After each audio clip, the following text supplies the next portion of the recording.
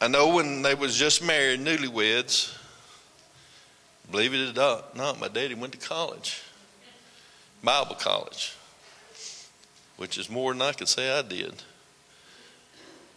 But they were young. He met her.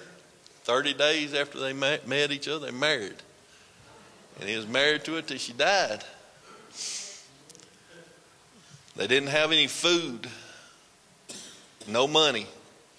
Heard him talk about it. He went to school and she got down on her knees and started praying. She heard a knock on the door. Opened the door. There was no one there. No one at all. Couldn't see anybody. But there were grocers sitting at the doorstep. No one knew they were hungry. God provided for them because they were living the life. I remember talking about returning from a fellowship meeting down, I think it was down in southern Arkansas. Ricky might have to speed up and help me on some of this. Brother Whittington. My wife gets on to me for calling him that. They ran out of gas out in the middle of nowhere. And back then, there was not a gas station in sight anywhere. You had to drive to a gas station. It ain't like today. But they were doing God's will, going to church. So you know what they did? Now you new people. This is true. This is not a fairy tale. They got out of the car and laid hands on the vehicle that was on empty, no gas in it, prayed for it. Got back in the car, the needle was still on empty, started it up and drove home. God provided. Was there gas in it or was it just running on nothing? I don't know, but they got home and it didn't have any gas in it. I don't know how it happened. My first remembrance of my dad was at Redfield, Arkansas. Brother Paul remembers that old church I made, little old church. He pastored that little church for a while on the campground. And I was just a toddler. I don't know why. I told my wife, I don't know why I still remember it at my age, but it's never left me. I'd sleep during church because I was little. I'd wake up and I'd go find Mom or Dad. And that night, I walked up to Dad and I grabbed his leg. But I was holding on to that leg.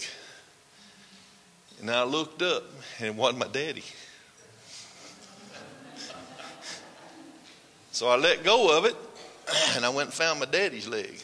And I held on to it. And why it stuck with me all these years, I don't know. But I'll come back to it later on, hopefully.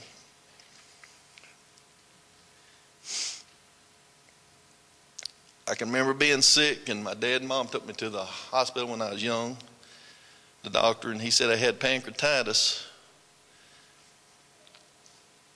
And pancreatitis is the next step before pancreatic cancer, which is no cure. At that time, they told them that it was 1 in a million chances of a kid having it, but it was common in older folks. Of course, I was the one that got it. They put me on a strict diet, but it was around camp meeting time, and my dad and mom took me to camp meeting, took us. Brother Barnes was preaching. Preacher. He formed a line that night. My daddy took me through it. When I come out the other end, I was healed of pancreatitis. My brother told you about him being healed with polio. They believed what they preached and what they lived. You didn't have to worry about it. I know they sinned. They had to. They're human. But I thought, Brother Charles, I don't know what they did.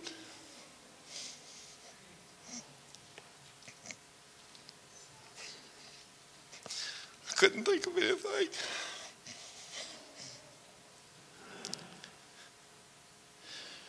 Of course, we're going to all try to hide our sins, I guess, until we get them taken care of. But in my eyes, they were perfect.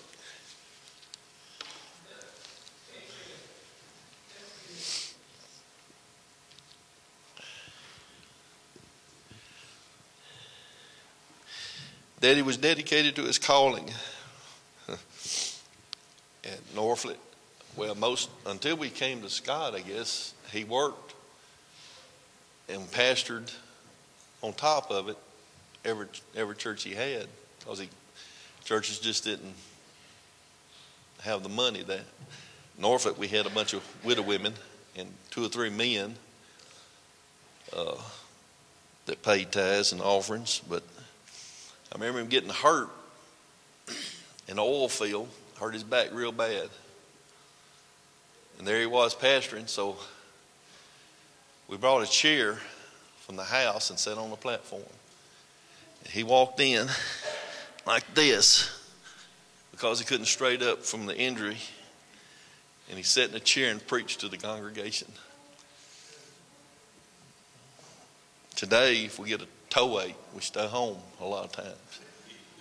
You know, he believed in being faithful, not only to the house of God, but outside it. Their lives, Brother Charles told me Friday night, I was talking to him about it, and we all look and act a part here because this is the house of God. But your testimony is outside this house. But Charles talking about seeing mom and dad, I think, was it Sizzling? I think it's Sizzling in Jacksonville, I believe it was. And he said he didn't even know them at that time. Just waved and spoke to them. He said not knowing that, he said something about, who are those people? And he said they've got the sweetest spirit. Not knowing that it would be his next pastor. Didn't even know him. And that's the kind of life we need to live. The reverence to the house of God was a little bit different than it is today. Our iPhones and texting to us, young people, was writing a note with pencil and paper. I don't know if you know what that is. But if you wanted to say something to someone, you wrote a note with a pencil and a piece of paper. I know it's strange, but it happened. And some girls were writing some notes and passing them back and forth in church one night at Norfolk while he was preaching. And he believed you needed to have reverence in the house of God. So you know what he did? I told my wife, I thought Regina was involved, but I wasn't sure. She said, you better not say that. See, when my wife typed this up for me, I got it all together and I didn't know how to spell some of these words, so she typed it up, but she's got spaces in between here. And that's where she's worried right now about, is these spaces in between the words, because she don't know what I'm going to say. But I know one of the people that was guilty, but I couldn't remember who the other one was. But the note was being passed from one pew to the next, and my daddy stopped preaching. Now, how would you like for Pastor Whittington to stop his sermon and say, may you bring your iPhone up here and let me see what you tell? I'm going to read it to the congregation. He didn't read it. And they were thankful, but I don't think there was ever a note passed that he seen was passed again.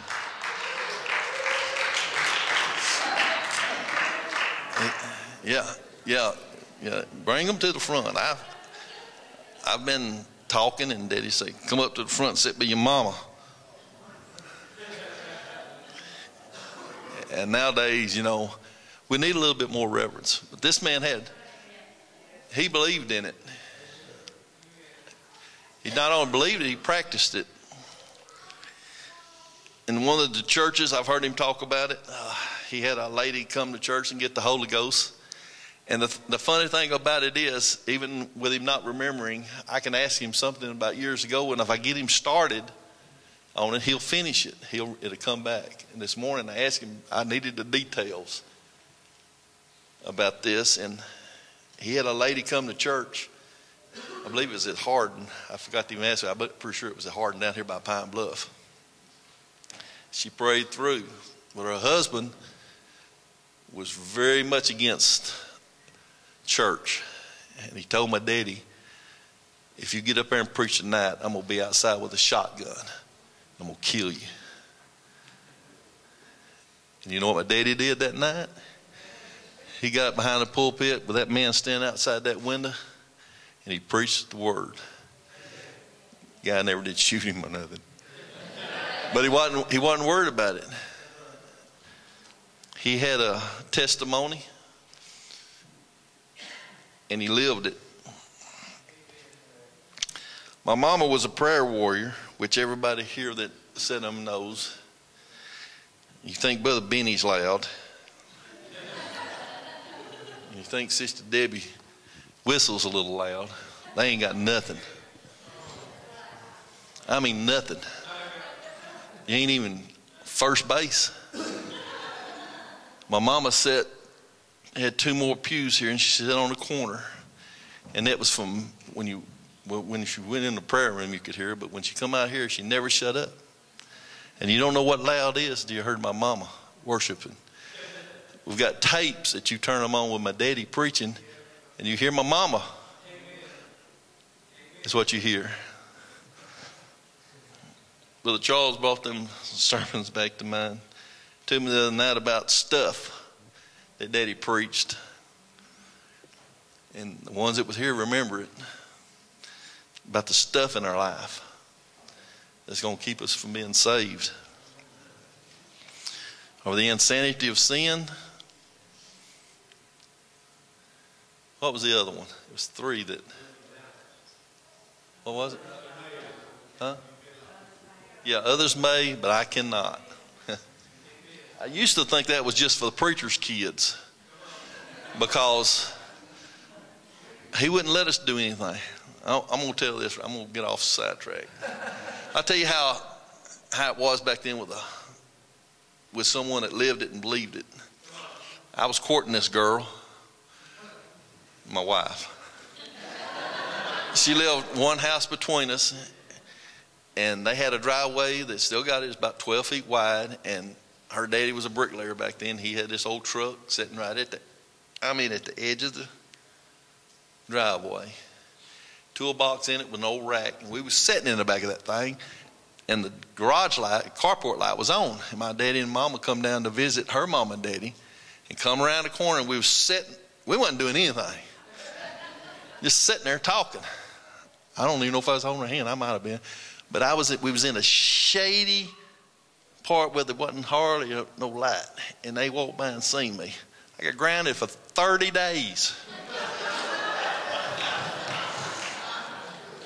For sitting in the shady dark, doing nothing. And I could tell you some more stuff like that they did.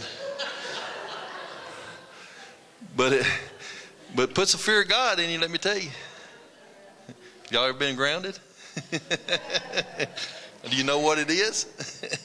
Going home and sitting on a couch every day.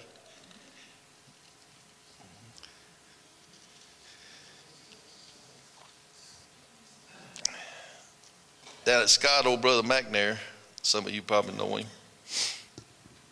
Farmers. Back then they had to have their old milk cows and stuff. That's what they drank. And his got down sick and was about to die. I can remember Mama talking about it. He called her. Said, Sister Whittington, my old milk cow's about to die. We got to have that milk. We can't live without it. Said, I need you to pray. My mama went to prayer. He called back not long after and said, my old milk, that cow's up, giving milk. Things are different nowadays, what we pray for, than they were back there. But it's the same God. It's the same needs as it was back then. Only thing that's changed is we don't pray it as much. Now at Scott, we had a revival. I believe it was Brother Walls. Is that right? And I'm talking about a revival like 3 weeks.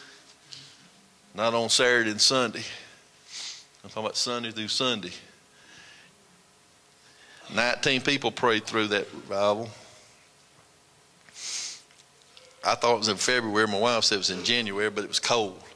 I'm not talking about cold like it is out there now. I'm talking about cold. And we didn't have baptistries. My daddy and the whole church went down to Old River. 19 people walked out in that cold, cold water with my dad. I thought he was an old man back then. I guess he was probably in his 40s, but I don't know. But they stood there, and he baptized all 19.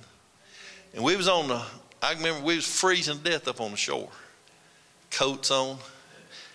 And all 19 stood out there with my dad until every one of them were baptized. And to this day, I've never heard a report of a sniffle or cold or anything coming from it.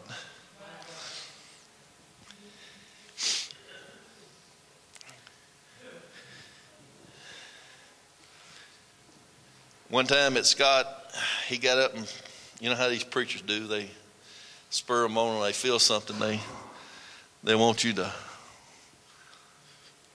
sacrifice something or something, you know. Boy, we're starting to have a movement now.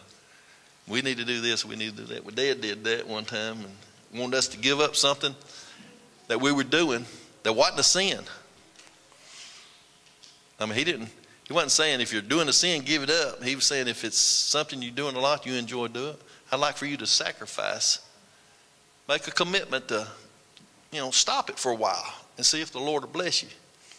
So being a kid, I decided what I was going to do. Whew. My wife asked me what it was in that. She's 41 years with her, she still don't know. And unless I'm talking in my sleep, she won't ever find out what it was. I was stupid, and it was hard. Let me tell you, it was hard. But I made a commitment.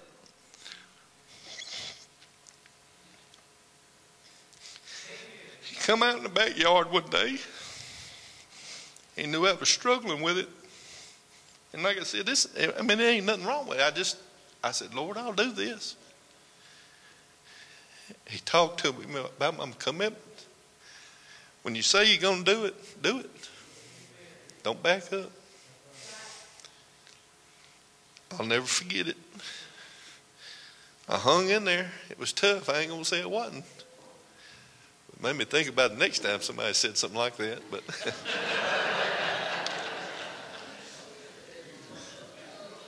but you find out what you love and what you don't like if you do something like that.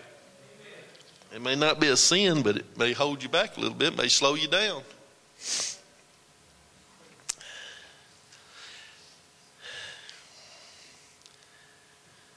Once my mama was praying down at Mitcham Street where we lived. We lived in a trailer.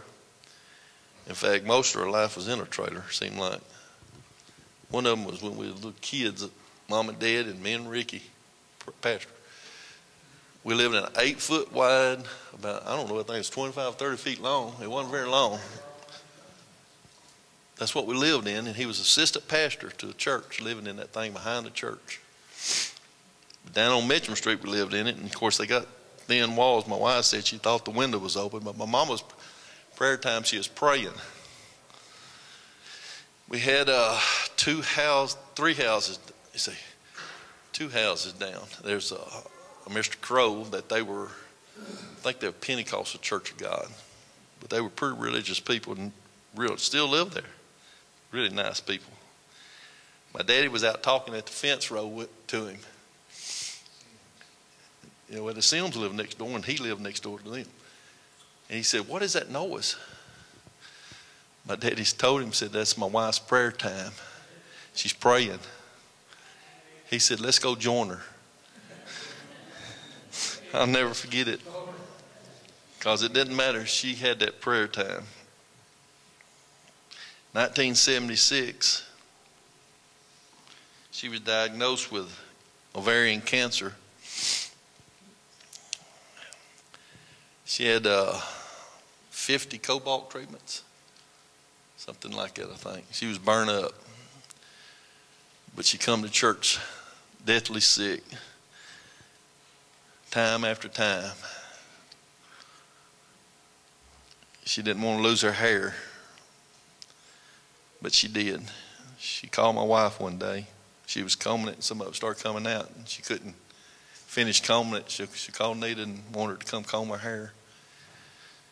They combed till it was all gone. But she held on to the Lord, and the Lord touched her body. She lived 17 years.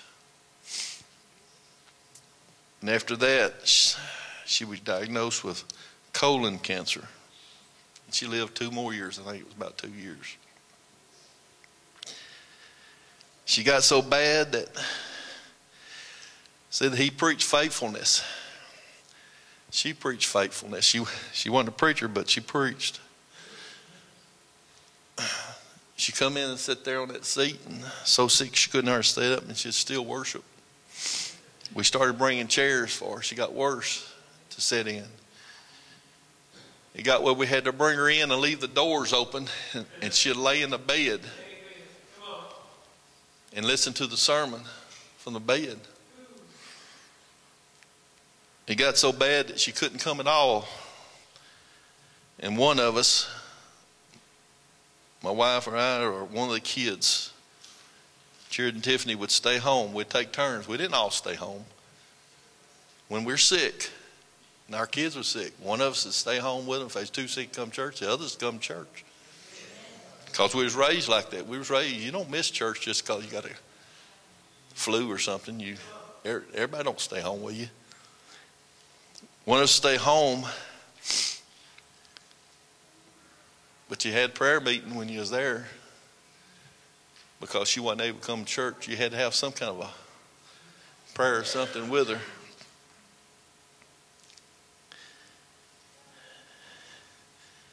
I can remember some of her last words when she laid on her deathbed. She looked over at Daddy, told him not to change anything. Not to change the Word of God. You keep preaching it, just like you always have. To this day, my wife still talks about my mom.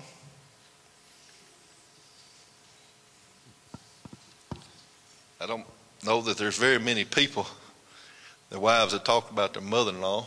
Good, is what I'm talking about.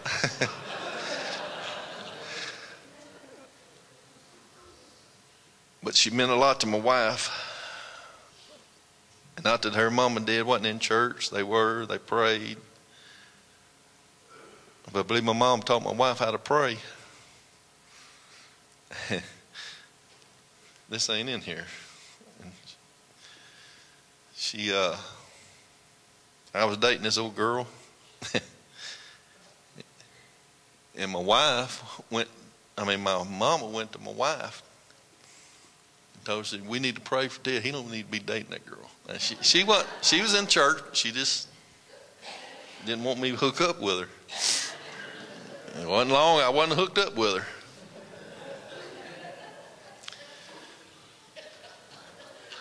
And then my wife went to my mama and wanted her to pray for something. And it's been 41 years, and we're still together.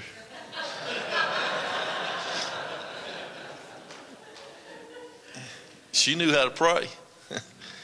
Whether it be my mama, it didn't have to be us. It could be one of y'all. I'm sure that some of you that's been under them have witnessed it. I think today that the example they set is great. I think Brother David and Brother Michael, I don't think he's here. I think that they're setting a good example as young ministers. Not only them, their wives. You can look around at some of the churches at the assistants, the youth leaders, and you can be thankful for what we've got. Setting an example for our young people as well as our church. Do I agree with everything they do? No.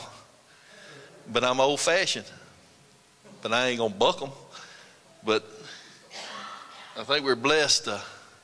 Have they got the T-shirt yet? No, they ain't got it. They got a long way to go. We've fought a lot of battles. My dad and mom fought a lot of them. As far as fighting, that kind of fight, it's over with.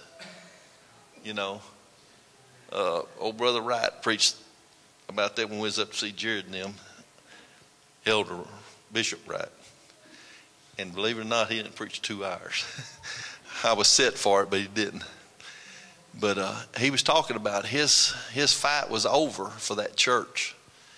He had fought a lot of fights, and he was turning it over to his son. He said, "You've got to fight them now." He said, "I'm fighting a different kind of fight in his elderly age." And it's the truth. They're the same fights. It's just on a little bit different battlefield. The battlefield my dad fought young people was without electronics, without the communications we have today. It was a telephone, old-fashioned rotary type, and stuff like that. You know, it's different. But it's the same fight. But my dad couldn't win my battles for me. I can't win your battle. You can't win mine. You've got to fight your own fight.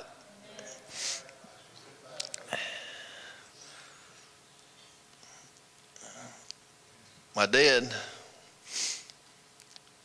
is a man of great integrity, and my mom was a prayer warrior. There's no question about it. And just like when I started out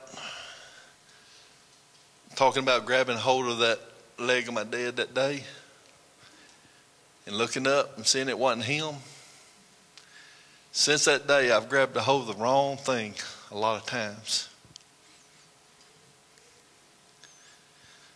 And I felt secure in grabbing hold of them until I looked up and seen what I had. Every one of us are going to grab a hold of the wrong leg at times. But we got to realize when we look up and see it ain't God's leg, we got to let go. We got to let go of it and go over and get a hold of the right thing.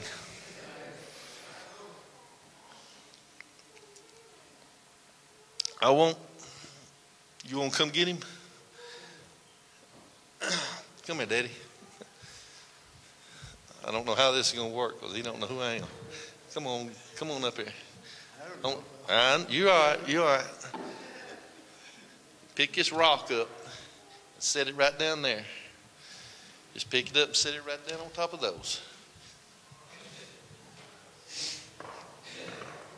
Okay, you can go back to your seat.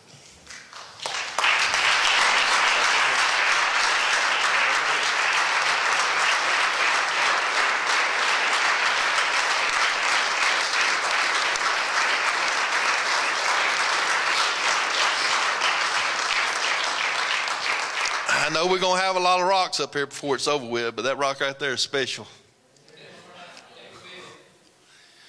I don't know if we need to write the names under them, because with my memory, I'm going to be like him one of these days, and I ain't going to know which one was which. Y'all can sit down. I ain't quite through. I haven't always done what my parents told me to do. As long as they was around, I did. Because there was a consequence if I didn't.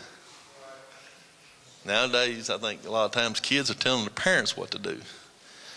But with my parents, it wasn't like that. Sometimes when I pick him up on the way to church, I'll have my XM radio on an old time Southern gospel station, and he'll remember some songs, and he wasn't a singer. He kind of like Brother Paul, but he still remembered some. He still remembers some of the words.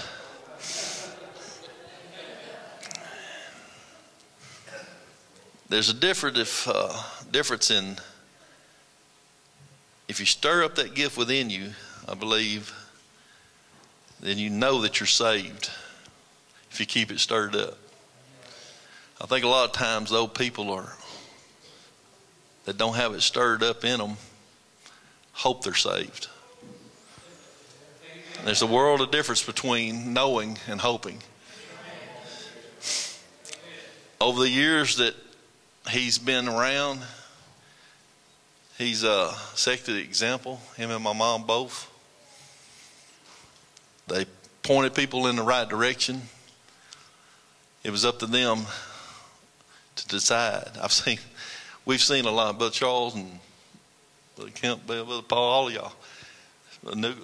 There's no telling. If we had a chalkboard, I don't know how big it would be, the names of the people that have come through under my dad's ministry. I've seen them get up on a Sunday morning, and like I said before, you think everybody thinks we're all real good Christians here. I've seen people get up that you didn't have a clue what was going on in their life and walk out that door and never come back. And you thought they were all right. I've seen it happen many times. My dad, of course, I'm a guy that has a lot of songs on his heart a lot. And when the radio's going, I'm a-going. And I sing coming down the road, and my dad said, "You need to sing in church, boy."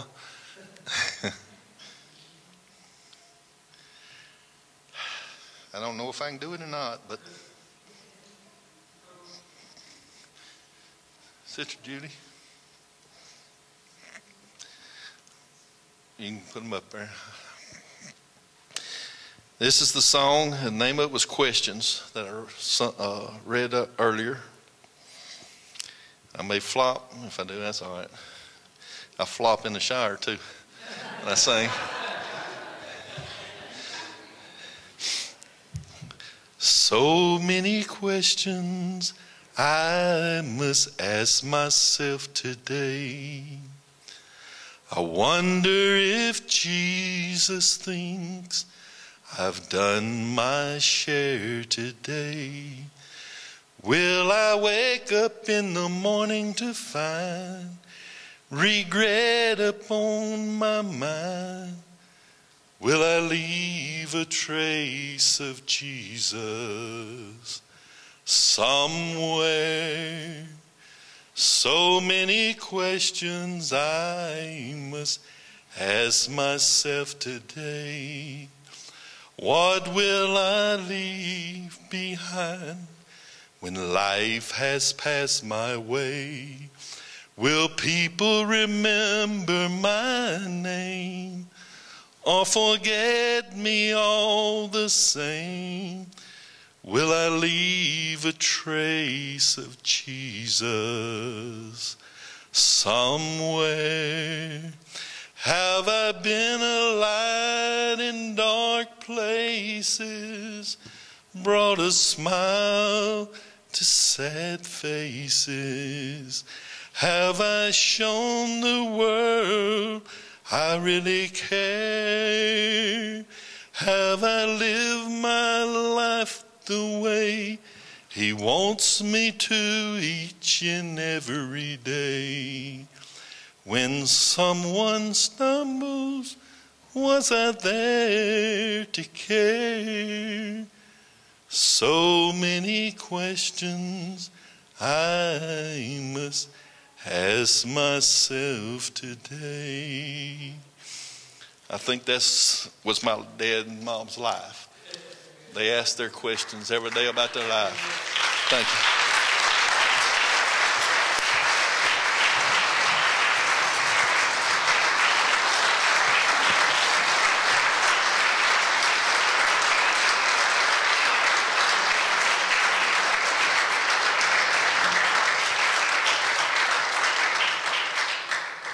Well, I'm a product of that. My brother's a product of that. Sometimes we act a little strange and have some strange ideas about things, but there's a reason for that. And I guess the main reason is sitting on the second pew here. Brother Charles Maddox in our class today was reminiscing about the funeral yesterday. Some of you were here. There was about 400 people in this building yesterday. One little, seemingly insignificant lady was the reason 400 people showed up yesterday. You don't have to be well known, and what we consider even well versed or well learned in life to influence people's lives. I didn't see what Sister Paulette did when she was out and about. Brother Terry had a little bit of that to say. At the funeral, he said he dressed up in a clown suit, and she was going to bring a few kids to come see him, and about 30 showed up. Took all his candy. Goes along with this song. We can be a great influence on other people's lives, folks. As I said, we're products of that.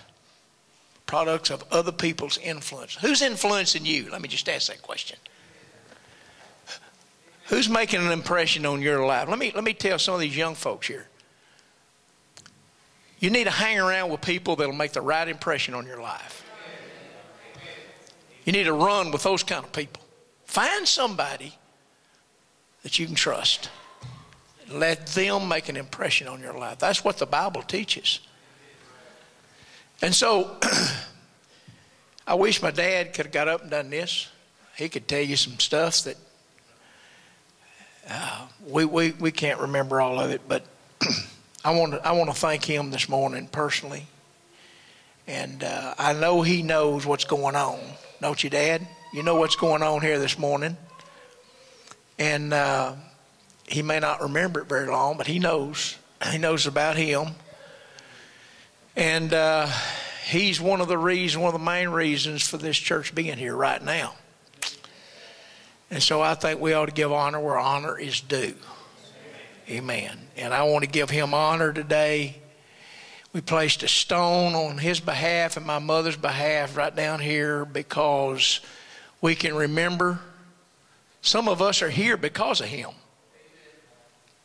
Amen.